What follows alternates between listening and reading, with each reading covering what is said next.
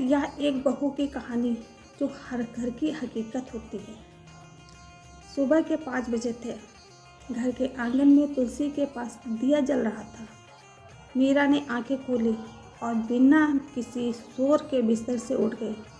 शादी को अभी 1.5 साल ही हुआ था, लेकिन उसे लगने लगा था कि यह घर उसकी परीक्षा लेने के लिए ही बना है। रसोई में जाते ही सबसे पहले उसने चूल्हा साफ किया, चाय चढ़ाई और साथ साथ सब्जी काटने लगी। तभी कमरे से आवाज़ आई, मीरा, अभी तक चाय नहीं बनी? मीरा ने हल्की आवाज़ में जवाब दिया, बस काकी, ला रही हूँ। वह चाय के साथ 2 सूखे बिस्किट भी रख लाई। काकी ने कप उठाते ही कहा, ये क्या है? घर में मेहमान आ जाए तो ऐसे खिलाओगी? मीरा ने बिना कुछ कहे प्लेट उठाई।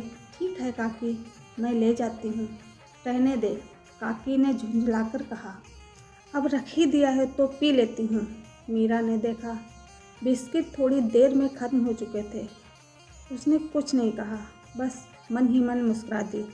दोपहर में मीरा ने हल्का भोजन बनाया। डॉक्टर ने काकी को सादा खाना खाने की सलाह दी थी। जब उसने थाली सामने आई तो काकी ने नाक सिकोड़ ली। ये क्या बना दिया? दिन भर यही खाऊं? मीरा ने धीरे से कहा। आपकी तबीयत के लिए यही ठीक है। अच्छा, अब तो मुझे सिखाएगी, काकी बड़बड़ाई। मीरा चुपचाप रसोई में लौट गई। उस दिन घर में पूजा रखी गई थी। मीरा सुबह से भागदौड़ में लगी थी। फूल, सजावट, रसोई, सब कुछ। उसका पतिरोहन छुट्टी पर था, लेकिन अधिकतर फ़ोन पर व्यस्त रहा। पूजा के समय जब आरती की थाली मीरा के हाथ से फिसलते फिसलते बची तो कुछ रिश्तेदार फुसफुसाने लगे, नई बहू है, कुछ ढंग से नहीं आता आजकल की लड़कियां। मीरा की आंखें नम हो गई, लेकिन उसने सिर झुका लिया। उस वक्त तो काकी ने कुछ नहीं कहा। खाना परोसा गया। मीरा लगातार सबको देखती रही, किसे पानी चाहिए, किसे और रोटी। जब काकी ने पहला कौर लिया तो बोली, नमक थोड़ा कम है। तभी पास बैठी पड़ोसन ने मौका पा लिया। आजकल की बूढ़े कहाँ घर संभाल पाते हैं। मीरा ने सुन लिया पर जवाब नहीं दिया। शाम को भजन कीर्तन रखा गया। मीरा से कहा गया कि वह भी एक भजन गाए। काकी ने तंज कसा, अगर याद ना हो तो रहने देना। मीरा ने मंच पर जाकर भजन गाया। आवाज़ में सादगी थी, शब्दों में सच्चाई। सबने तालियां बजाईं। काकी चुप रही। रात को जब थोड़ा घर शांत हुआ तो एक रिश्तेदार ने हंसते हुए कहा, इतनी मेहनत करती है फिर भी लोग शिकायत ही करते हैं। तभी काकी उठी। उनकी आवाज़ सख्त थी, लेकिन आंखें नम।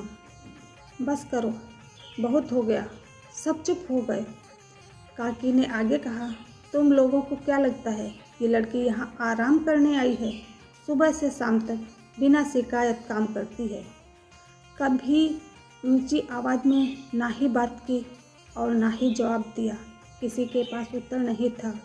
और जो इसे नासमझ कहते हैं, काकी बोली, समझदारी उम्र या चालाकी से नहीं आती, दिल से आती है।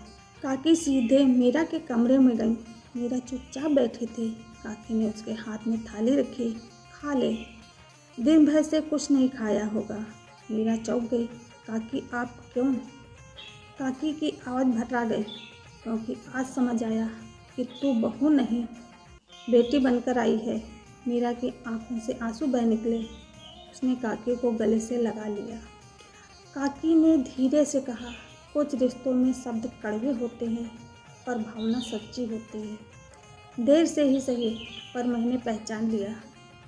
इस कहानी का संदेश हमें यही सिखाता है कि जो लड़की अपना घर छोड़कर आती है वह सिर्फ जिम्मेदारी नहीं तो वही बहू घर की सबसे मजबूत नींव बन जाती है। ये कहानी आपको कैसी लगी? कमेंट करके ज़रूर बताना। राधे राधे।